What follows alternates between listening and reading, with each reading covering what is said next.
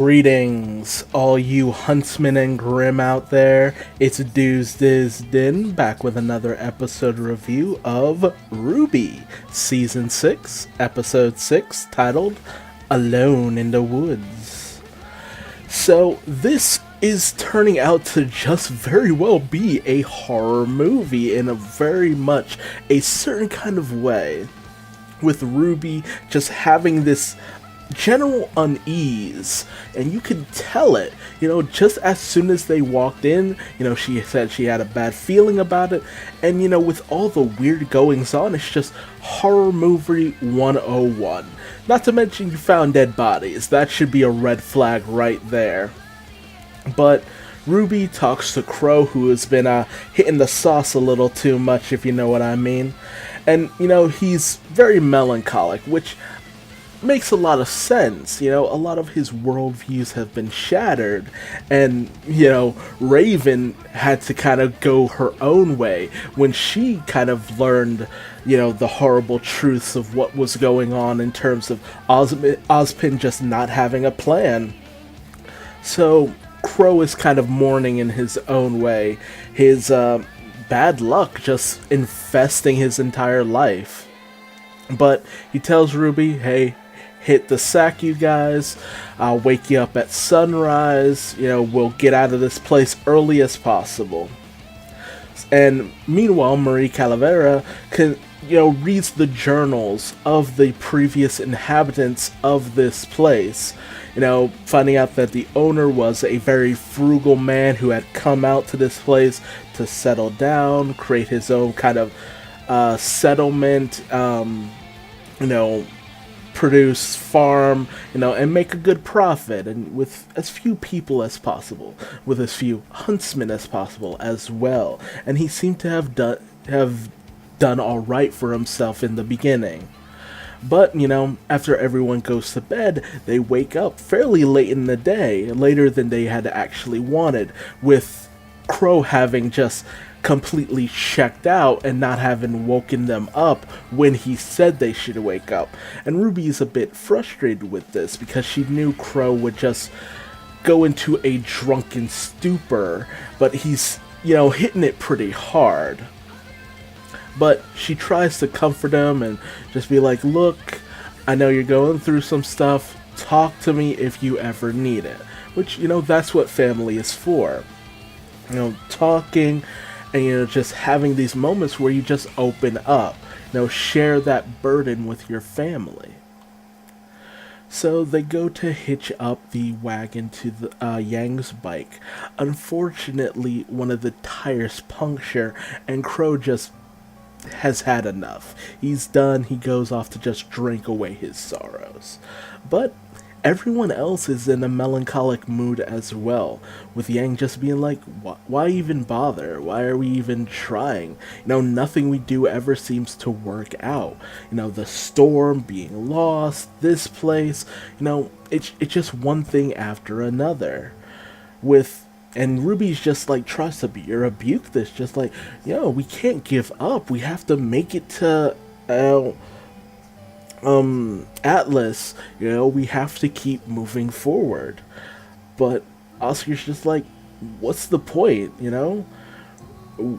We signed up to try to save the world, but all we're doing is just delaying the inevitable, and everybody's just really giving into despair here, just taking on this apathetic nature, as it were.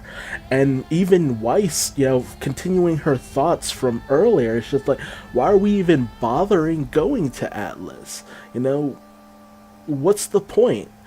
What would it even matter if we even made it there? She's just backing off of what Oscar said. There's no point. We're just delaying the inevitable. And Yang just goes full force. It's just like, why are we even transporting the lamp in general? What if we just left it here? Threw it down the well or something? The Grimm would have an even harder time of finding it, and so would, Salem. She's bound to find it at some point, but she was always bound to find it. That was always probably going to be a thing. So if we just leave it here, she might not even find it in our lifetime. And Rwby ultimately has to kind of consider this. It's just like, why are we doing this? What point is there to doing any of this? And everyone just kind of has this glazed look in their faces. Just like, yeah, just be done with it. Why even bother? We're just tired. Why keep moving forward? And even Rwby just kind of gives up and goes to throw the lamp down into the well, only to notice that there's these eyes staring back at her within the well. And she freaks out when she drops the lamp. It's just like, oh no, something was down there. We gave up on the lamp. We need to go down there and get it.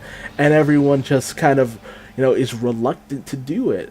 But Rwby's just like, no, we're doing this. We have to do this. It's our responsibility. We can't give up on this.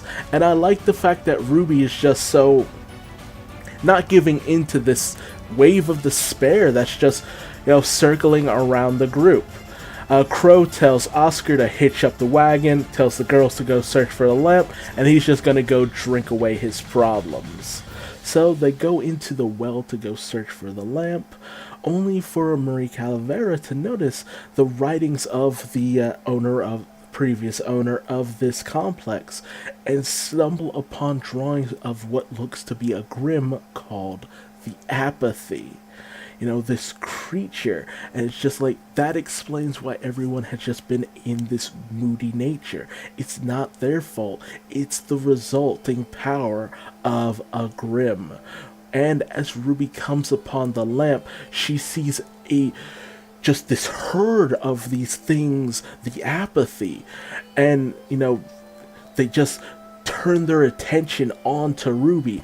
And I gotta tell you, this is horrifying. Like, this is the kind of stuff that the Hollow should have been. It's just like, you can defeat these things, but it's just like, this is scary. Fuck this, man. Fuck this. I would just check out immediately. Like, nope, done, get out of here. No, none of this. And as they try to escape and fight back, these creatures unleash this sound that just causes everyone to just feel so heavy. They can't hold their weapons, they can't hold up their bodies, they just feel so numb. And Maria comes down and just like, no, guys, snap out of it. We gotta get out of there. And they try to turn to go to the entrance, but more of the creatures, the Apathy, are that way as well. And, starts to kind of bring them down with this, depression and gloom and just see these feelings of just despair. And they go running through the catacombs of this well, but they can't seem to find their way through. And every turn, the Apathy is just there, bringing them down to the point where they just become unable to run anymore. However, Maria finds the stairs leading out of the cellar. And with this, but with the Apathy there, they keep bringing everyone down, bringing them to a sense of despair and hopelessness, and Blake, being the nearest to them, just gives up, ready to be consumed by these creatures. And as Rwby goes in order to just get to Blake to save her, the Apathy reaches out, and almost get to Blake. And this causes Rwby to unleash her Silver Eyes power, her Deus Ex Machina as it were.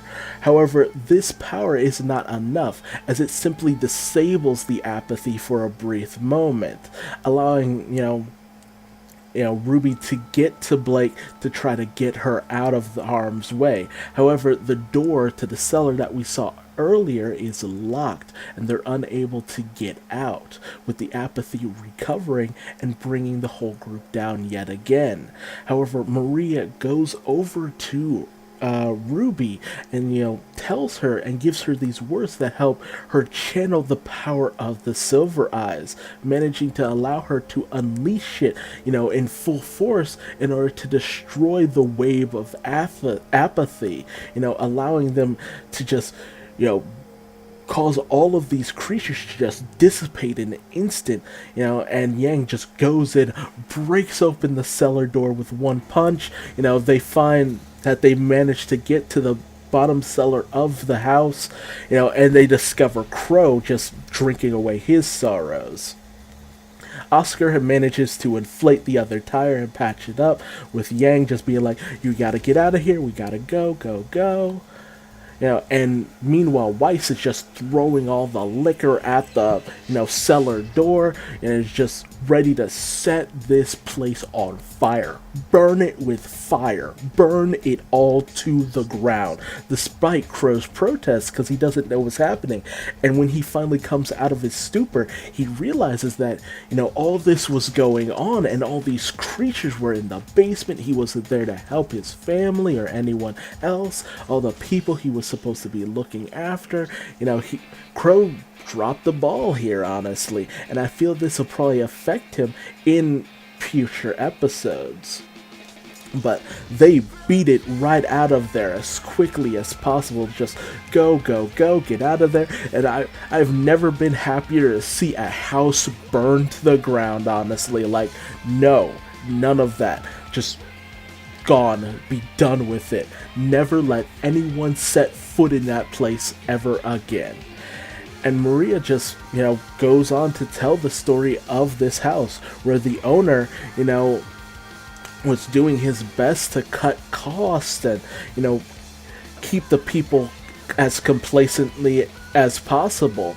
And we come to find out he had actually gotten a couple of the apathy from the herd when it was out in the wild in order to keep his workers docile and, just kind of keep them from, complaining or not working, just keeping them in check more or less.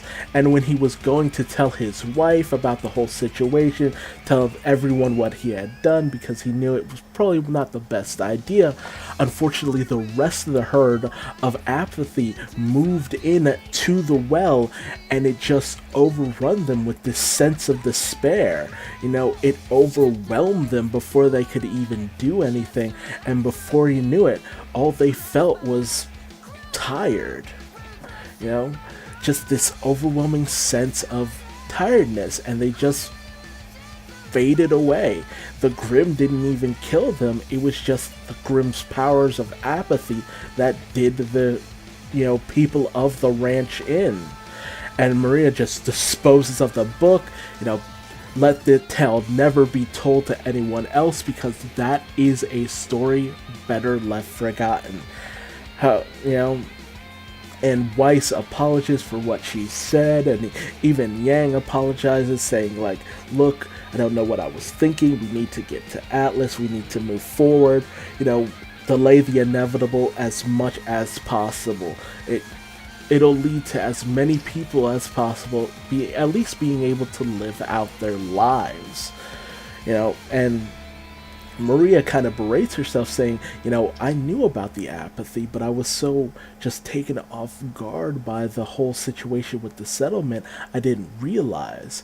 And Rwby just, asked the $1 million question. It's just like, how do you know so much about the Grimm? How do you know so much about the Silver Eyes? How did you know what I needed to hear in order to truly unleash my power? And Maria just I feel like everyone could have guessed this at this point, but she's just like, because I had silver eyes as well, which, takes everyone else off guard, but it's just like, I feel like everyone kind of guessed that. Someone with these artificial eyes comes in and is playing this interesting part to the plot. It's just like, of course she probably had the silver eyes, but, it's time to finally understand and realize what the silver eyes actually mean. Why do they exist in the world? Do they have any connection with the maidens? Is it magical power? Why do they exist in this lifetime? Is it possible that maybe the remnants of previous humanity possibly was able to pass this on as well?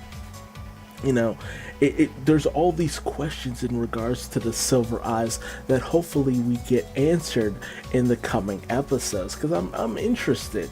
Hopefully the Silver Eyes won't just be this Deus Ex Machina with no real explanation, but it was always obvious that Rwby was going to be special because, dead mom and all that. Yang's parents, both of them were alive, so it's just like, okay, there's nothing more special to them than what we already know. But with Rwby, dead mom usually means there's more to the main character than meets the eyes, no pun intended. But I'm really interested to know what Miri Calavera's story really is, because it'll just be nice to know what's going on, and if there is the potential for Ruby's eyes to be the key to defeating Cinder. But, Cinder and Salem.